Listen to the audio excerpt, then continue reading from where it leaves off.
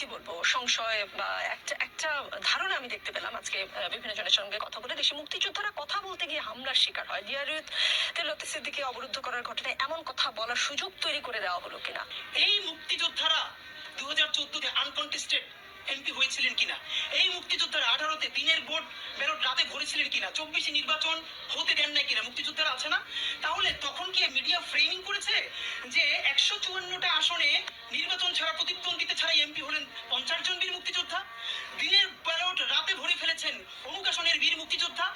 নোয়াখালীতে আমার এক বোন ধানের শীষে ভোট দেওয়ার অপরাধে 3 সন্তানের জননী, তাকে ধর্ষণ করা হয়েছে, সেখানেও যিনি ছিলেন এমপি, বীর মুক্তিযোদ্ধা। এখন দুনিয়ায় অনেক মাধ্যম, প্রত্যেকটা মাধ্যম ইম্প্যাক্টফুল, সুতরাং বিকল্প গণমাধ্যম কিন্তু তৈরি হচ্ছে, যার ফলে টেলিভিশনগুলো জনতার কাছে আসতে বাধ্য হয়েছে, নইলে আসতো না যদি বিকল্প গণমাধ্যম না থাকতো। হাতে একটা